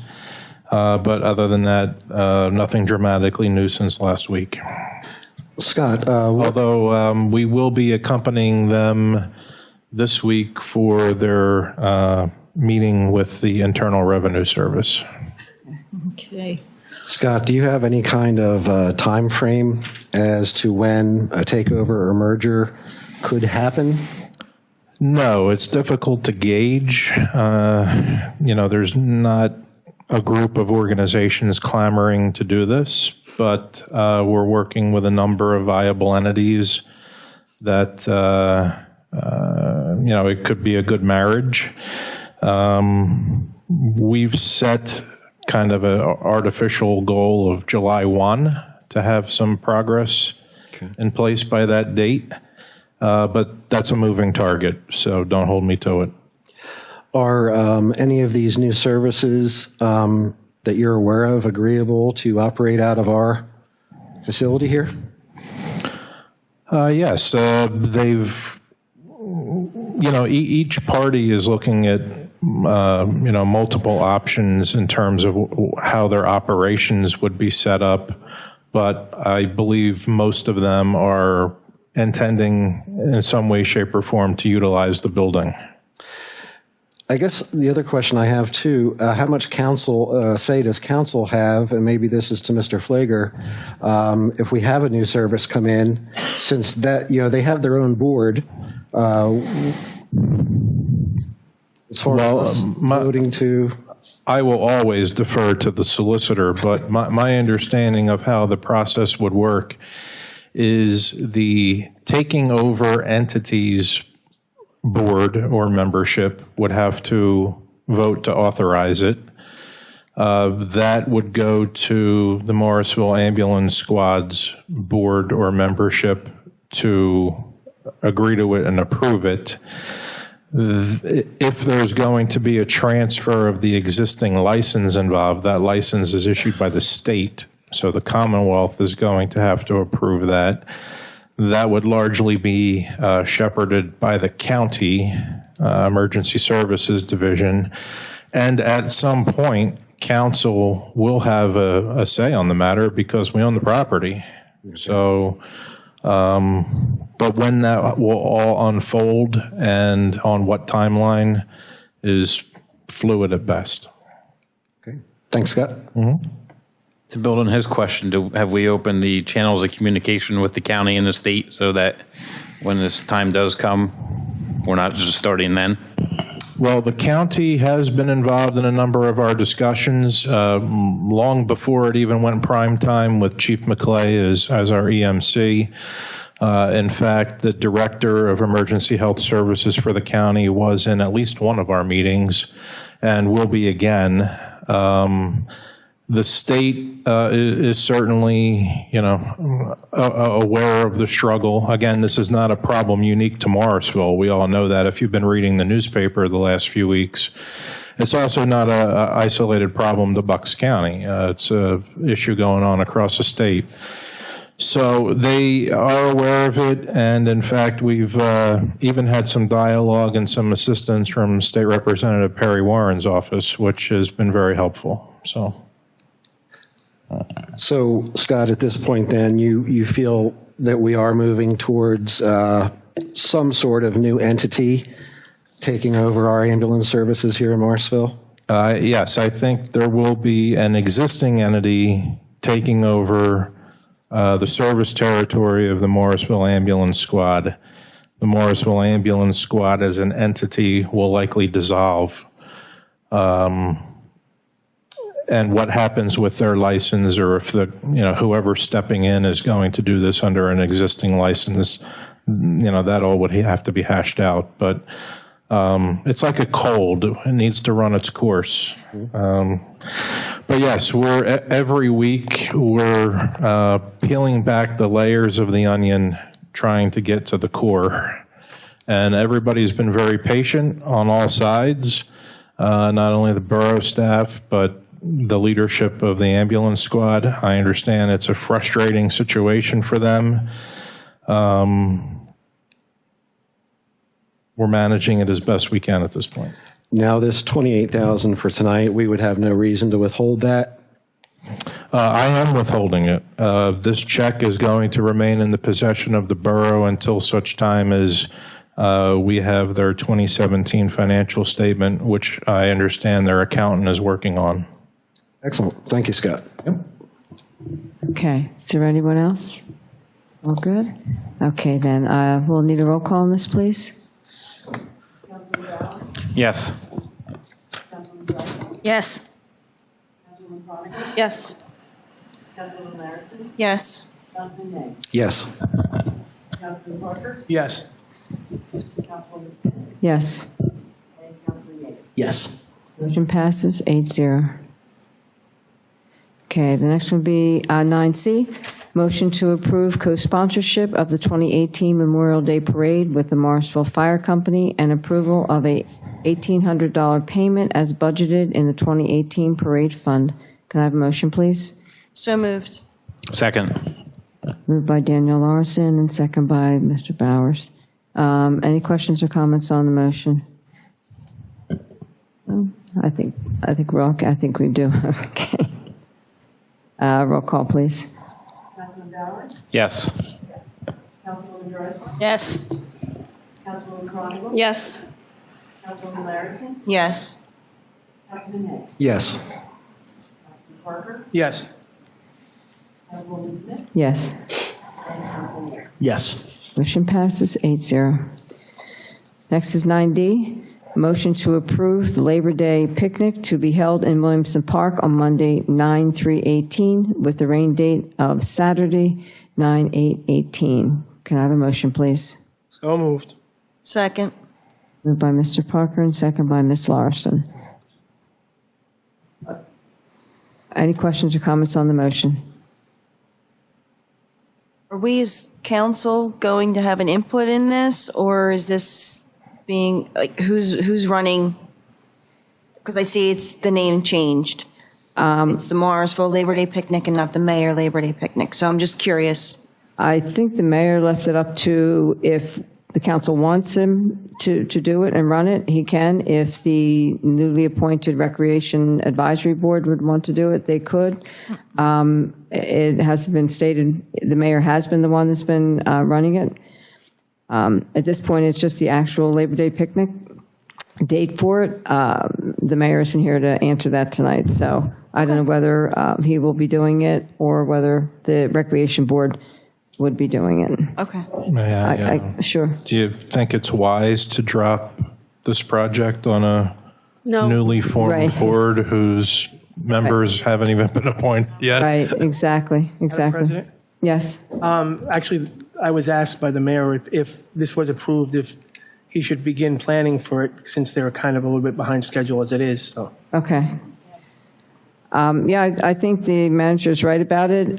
If it's something that in the future, the Recreation Board, Advisory Board would want to take that on, they could, or coordinate it with the mayor. It's been run by the mayor in the last few years. If he's willing to continue doing that, then that can be. It is something to think about putting that on within a couple months for a newly appointed board to decide how they would put that all together. I had an email into the mayor today, and he responded back, and I had another email, and he responded, I think, at 6:30 something, so I haven't quite read it, but everything you said basically has been in those emails. It seems to be he's okay with running it, or he's okay with going to the board, so I think we make that decision in the future. Okay. But All right, well then, my personal suggestion would be then the mayor should be running it this year, especially at this time frame, and next year can be a different decision if he decides he doesn't want to or coordinate it with the newly appointed board for the recreation. Makes sense. Okay? So probably just be dealing with the bylaws and whatnot for the first couple months. Yeah, even tonight now, we're just realizing because the board was suspended for so long, all those terms were expired, and it's a board that's supposed to be staggered. So in order to do that, we have to then change that motion so that it's going to appoint 3 at 3 years and 3 at 2 years. It's the only way we can do that and bring it back to where it was. Okay? So if there's no other questions, okay, all in favor? Aye. Opposed? Okay, motion passes 8-0. Lost my place here. Okay, 9E is approval of the 2017 audit report. Can I have a motion, please? So moved. Second. Moved by Ms. Larson, second by Mr. Bowers. Any questions or comments on the audit? I think everyone pretty well said what they wanted to. Yeah, I still have concerns with the way they're showing the monies from the MMA. And Scott will get back to you about that? Okay. We're okay then? Any other questions? Okay, can I have a roll call on that, please? Councilman Bowers? Yes. Councilwoman Dreisbach? Yes. Councilwoman Carter? Yes. Councilwoman Larison? Yes. Councilman Nay? Yes. Councilman Parker? Yes. Councilwoman Smith? Yes. And Councilman Nay? Yes. Motion passes 8-0. We already did 9F. We'll go to 9G. Motion to cancel the June 12th, 2018 special agenda meeting due to the PSCB annual conference. Can I have a motion, please? I move. Second. Okay, moved by Ms. Dreisbach. Okay, all in favor? Aye. Opposed? Motion passes 8-0. Next is 9H. Motion to approve the hiring of 2 part-time officers, Officer Matthew Allen and Officer David Ramus, to fill the 2 vacant part-time positions in the Morrisville Police Department. Can I have a motion, please? So moved. Second. Moved by Mr. Parker and second by? Ms. Dreisbach. Ms. Dreisbach Seconded by and myself. second by Mr. Parker. Any questions or comments on the motion? Didn't we do this last month? No. No, we discussed it last week at the agenda meeting. Well, 2 weeks ago. Sorry. Yeah, that we were going to put it on. Yeah, the only thing I will say is since the mayor's not here, he did send an email and said that he would be officially swearing them in at a later date, so I would assume it would be at the next meeting. So this is just to actually hire he's not. Chief is saying. So he's just going to come swear them in? Okay. All right, fine, thank you. And he'll just send an email saying it was done and, okay, thank you. Okay. I just have a comment. Chief, thanks for getting this to us well in advance.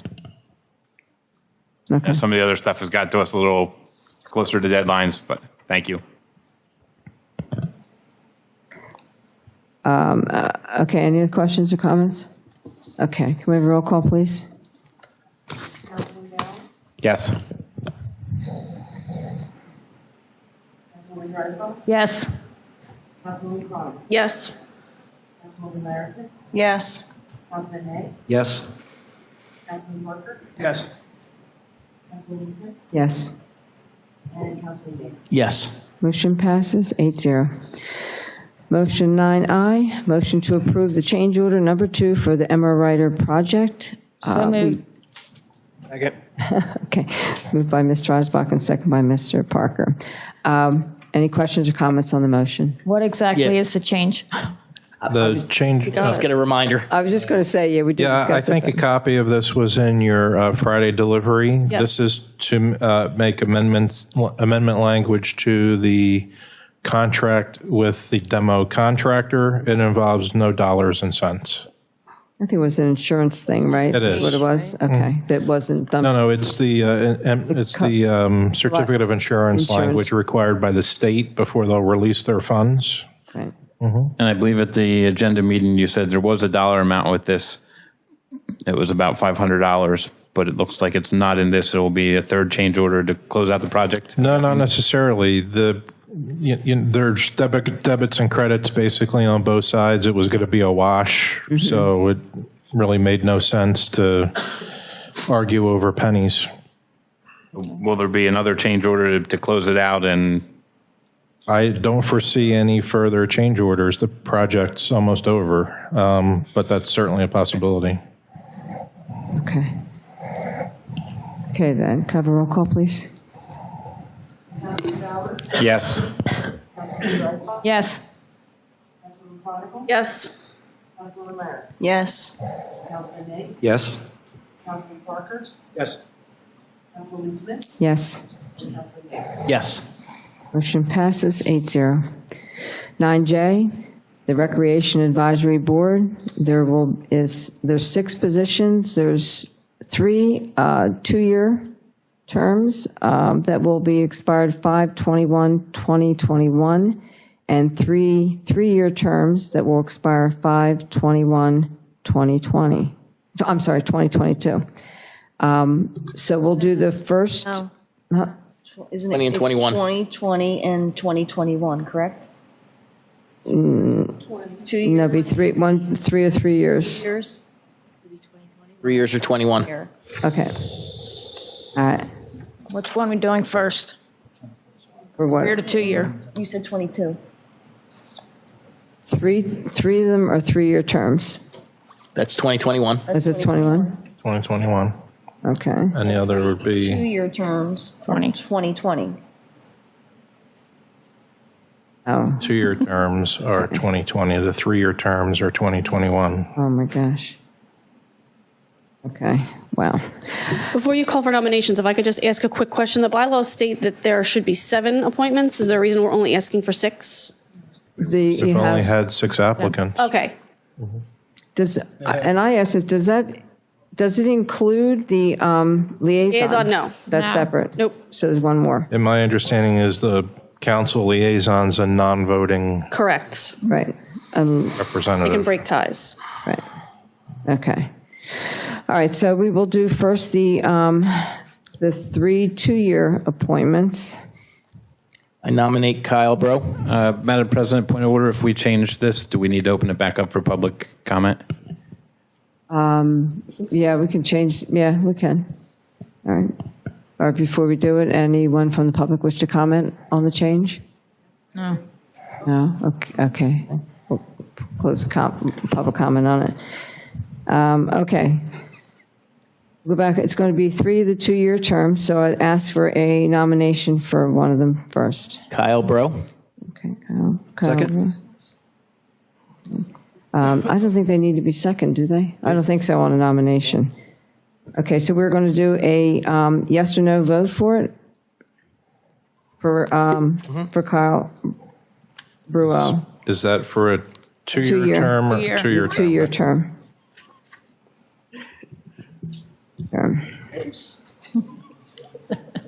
Okay, let me make sure. Okay, 2-year. Okay, can we have a roll call on it, and it'll be a yes or no vote? We'll do them one at a time. Yes. The 3 or the 2? It's 2. The 2-year terms.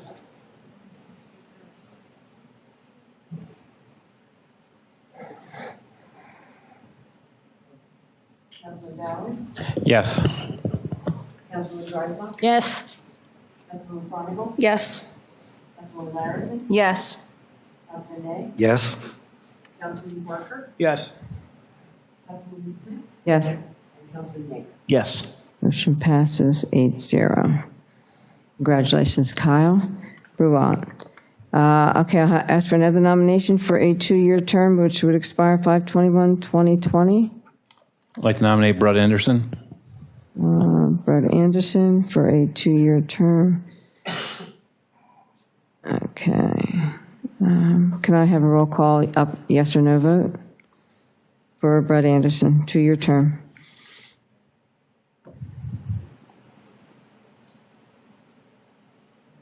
Councilman Bowers? Yes.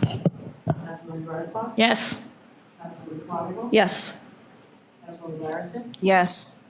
Councilman Nay? Yes. Councilman Parker? Yes. Councilman Smith? Yes. And Councilman Baker? Yes. Motion passes 8-0. Another nomination for another 2-year term, expiring 5/21/2020. I'd like to nominate Noel Sperry. Noel Sperry, a two-year, no, so we're on this 2021, right? Yeah. Okay, could I have a roll call on that name, please? Noel Sperry for a 2-year term, expiring 5/21/2021. Morning. Councilman Bowers? Yes. Councilman Dreisbach? Yes. Councilman Feingold? Yes. Councilman Larison? Yes. Councilman Nay? Yes. Councilman Parker? Yes. Councilwoman Smith? Yes. Councilman Nay? Yes. Okay, congratulations, Noel Sperry, on the 2-year term. Okay. All right, now we're going to do the three-year terms that will expire on 5/21/2021. I'd like to nominate Amy Rinkovich. Amy Rinkovich, okay. I apologize if I'm mispronouncing That's that. Okay, that'd be the 3-year term. Amy Rinkovich. Okay, can I have a roll call for that? For the 3-year term, expiring 5/21/2021. Councilman Bowers? Yes. Councilman Dreisbach? Yes. Councilman Feingold? Yes. Councilman Larison? Yes. Councilman Nay? Yes. Councilman Parker? Yes. Councilwoman Smith? Yes, Yes. motion passes 8-0. Another nomination for a 3-year term, Aaron Aberts. Aberts. Aberts.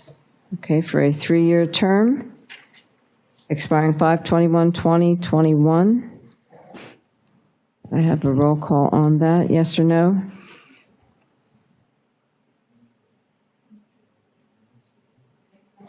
Yes. Councilman Dreisbach? Yes. Councilman Feingold? Yes. Councilman Larison? Yes. Councilman Nay? Yes. Councilman Parker? Yes. Councilwoman Smith? Yes. Yes. Motion passes 8-0. We have one more position, another 3-year term, expiring 5/21/2021. Holly Harmon. Holly Harmon. Okay, 3-year, expiring 5/21/2021. Could I have a roll call, yes or no? Councilman Bowers? Yes. Councilman Dreisbach? Yes. Councilwoman Feingold? No. I know it. Councilwoman Larison? Yes. Councilman Nay? Yes. Councilman Parker? No. Councilwoman Smith? Yes. Can't let go. Yes. Motion passes 6-0. 6-2. 6-2. I'm sorry, 6-2. Thought we were going to have unanimous meeting. 2. So just to clarify, we do still have one position open, correct? Yes. Okay. Yes. You know what that would be? Would that be a 3-year? I guess it could be either one. Good question. I Whatever guess- they want. Yeah, I guess. Hot luck. Roll the dice. It could be either one. I guess to start out, they even would like it probably the 2-year. We do it 1 year since nobody has submitted. Maybe they just want to take a test drive. Because that's what it has in the ordinance already. That's what we're going by. Nice try. Yeah, 2-year for the next one, yeah. We'll do a 2-year. And Scott, do we still have that on the website as advertised? We do. Okay. All right. The next motion is 9K, authorization for the borough engineer to prepare bid specifications and to solicit bids for the repaving of a portion of Plaza Boulevard using liquid fuels funds. Can I have a motion, please? So moved. Second. Moved by Mr. Yeager, second by Ms. Chronicles. With enthusiasm. With enthusiasm. Okay. Any questions or comments on the motion? I'd like to make a quick comment. Sure. It looks like a spent minefield, so thank the borough manager and our engineer for looking at that location and noticing how awful it is.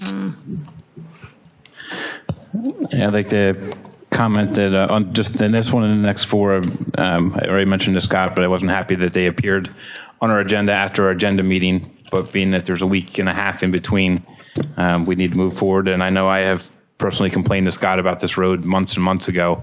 So I'm glad that Scott got on top of it with the engineer and made a way to fix it and pay for it with the liquid fuels. Anyone else? Yeah, the only thing I'll say, it is a bad portion of the road that does need to be done. You also have to remember you don't have an agenda meeting in June, so this would take it into the June regular meeting if you were to discuss it, and it's something that's out of liquid fuels, so the money's already available there. Doesn't affect your main budget. So can we have a roll call on this, Can I please? ask a question? Oh, sure. When will this project start? Well, it has to be bid. Okay. I think they were estimating that from the paperwork. The engineer said about, what, July, August, they're hoping to. Summer. Summertime. Summer? Yes. Broad spectrum.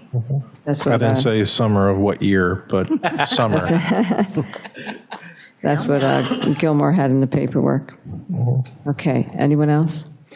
Okay, we have a roll call on it, please, then? Councilman Dowd. Yes. Councilman Griswold. Yes. Councilman Bonner. Yes. Councilman Larison. Yes. Councilman Lynn. Yes. Councilman Parker. Yes. Councilman Smith. Yes.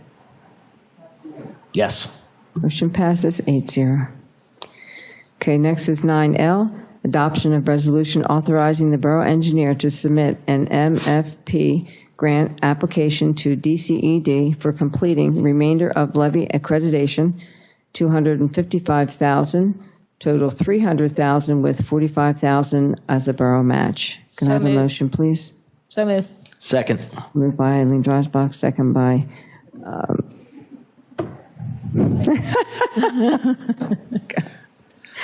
okay, Mike Yeager. I'm tired. You can tell I'm tired. I'm sorry. Any questions or comments on the motion? I have a comment on the next three as well. One thing I asked Scott to do for myself and also the public is there's a lot of acronyms in here. In the future, we're hopefully going to put names in there so that it spells it out so that people know. And also, all three of these grants are towards projects that we've already approved other grants for. Correct. Yes. Okay, anyone else? Okay, can we have a roll call on it, please? Councilman Dowers. Yes. Councilman Griswold. Yes. Councilman Parker. Yes. Councilman Larison. Yes. Councilman May. Yes. Councilman Parker. Yes. Councilman Smith. Yes. And Councilman Baker. Yes. Motion passes 8-0. Next motion is 9M, adoption of resolution authorizing the borough engineer to submit a GTRP grant application to DCED for Williamson Park Master Plan and Levee Trail, $127,500. The total is $150,000 with $22,500 as the borough match. Can I have a motion, please? So moved. Second. Moved by Eileen Dreisbach, second by Mr. Bowers. Any questions or comments on the motion? No? Okay. Can I have a roll call on it, please? Flowers? Yes. Councilwoman Drysdale? Yes. Councilwoman Klein? Yes. Councilwoman Larison? Yes. Councilman Day? Yes. Councilman Parker? Yes. Councilwoman Smith? Yes. And Councilman King? Yes. Motion passes 8-0. Motion 9N, adoption of resolution authorizing the borough engineer to submit a GTRP grant application to DCED for Patriots Park at Historic Summer Seat, $85,000. The grant's total of $100,000 with $15,000 as the borough match. Can I So have a moved. motion, please? Second? Second. Moved by Mr. Hello. Hi, how are you? It's good to see you. Mr. Yeager. See, I'm just messing with you now. Okay, and who seconded, please? Mr. Nay. Mr. Nay? Okay. Any questions or comments on the motion? No? Can we have roll call, please? Councilman Bowers? Yes. Councilwoman Drysdale? Yes. Councilwoman Klein? Yes. Councilwoman Larison? Yes. Councilman Day? Yes. Councilman Parker? Yes. Councilwoman Smith? Yes. And Councilman Day? Yes. Motion passes 8-0. Whew, that was a big agenda. I'm exhausted. Me too. Okay.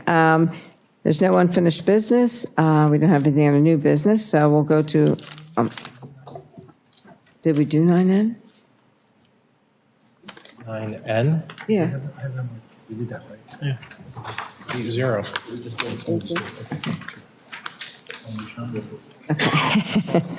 Okay, and so we'll go on to borough officials. So if anyone has anything they would like to mention at this time? I just would like to say something real fast. It's EMS week, and I'd like to wish everybody involved in the emergency services a healthy and safe EMS week. Oh, thank you. And I'd just like to say, don't forget about the upcoming Memorial Day Parade by the fire department. Yes, that's on Monday. Hopefully it doesn't rain. We'll do our little dance, and hopefully it doesn't. Question about that. Is council walking together in the parade? What? We all kind of winged it as to who was doing what. Some drove, some walked. It didn't matter. Council can decide, go back and forth, whatever they want to do. I'll walk with you, Danielle. I just have something really quick. Sure. I know back in like 2015, the bridge over the canal on Pennsylvania Avenue by Burns Pharmacy, that has been marked as structurally deficient for quite some time. So they are finally getting together and working on, they don't know whether they're going to actually replace the bridge or just look to basically fix it. But that should be on the books to start in May of 2021. So I think they contacted Mr. Mitchell today and let him know that that was starting. Both our engineer, PennDOT, DVRPC is on that. So unfortunately, it's something that they kept losing their funding, but it is something that they've known about since at least 2015, like I said. So 2021, it's at least, it is earmarked once again. And again, it looks like that might actually be moving forward. Also, just a reminder, Restaurant Week starts next week. It is May 27th to June 2nd. Our restaurants are Anthony's, Cafe Antonio's, Concerto, La Villa, Salute, and Michael's Restaurant and Lounge. Unfortunately, we did lose Sri Fusion. It looks like they were unable to really make it in Morrisville, so we were sorry to lose them, but we do have all of the menus up on our Facebook page. I'd like to thank the Business Association, the Artists of Morrisville, and Mid-Atlantic Printing. They printed our table toppers and our posters. I have some here for on the table. If everybody here could just take one or two and put them up around the surrounding areas, and if there are any extra, I can leave them downstairs. Let's see. Also, ActorsNet has again agreed to generously give a coupon to all dine-in dinner patrons. If they buy one ticket, they get one free. So thank them also.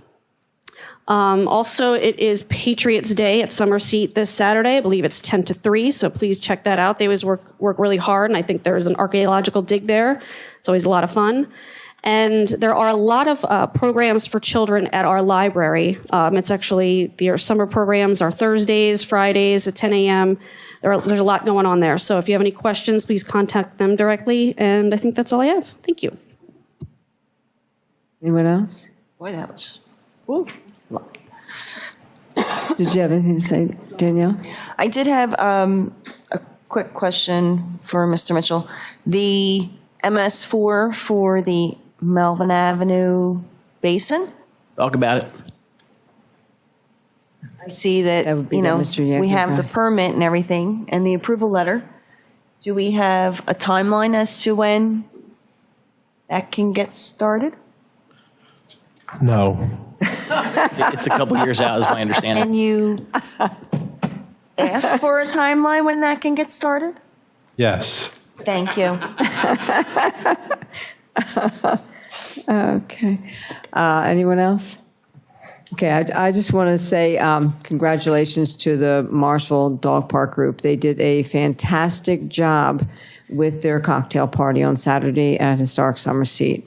It was standing room only. They had great prizes. Even with the little bit of drizzle was there, everyone had a wonderful time. They accommodated everyone with the tents. It's always a good event. So I thank them for doing that, and Summer Seat for opening the doors for that to happen. And it was a great event for people to go to. So, If I could, real quick, I just want to, again, congratulate all the people that were just appointed to the Recreation Advisory Board. This town likes to throw events. We enjoy gathering, and I look forward to seeing what that board will bring us. And on that note, I will say anyone that applied, they had given email addresses, so you will be forwarded the bylaws for the Recreation Advisory Board so that everyone has them. If you don't receive them for some reason, let us know. The office will make sure that you get them. With that, we'll have to decide when a good date is for the meetings to begin. So we'll figure out how we're going to communicate that back and forth and what's available to everybody and a date that can be picked. Okay? Thank you all for Sorry, applying. real quick. I'm so sorry. I also forgot. I want to thank the Girl Scouts. They put forth the 4th annual color run, and it was a big success. It gets better every year. I can't even tell you how many people were there, but it was great, and I thank them again, and I look forward to next year's. Okay. Anyone else? Okay. A motion to adjourn? So moved. Second. All in favor? Aye. Opposed? I didn't think so. Okay. Okay, so 8:50.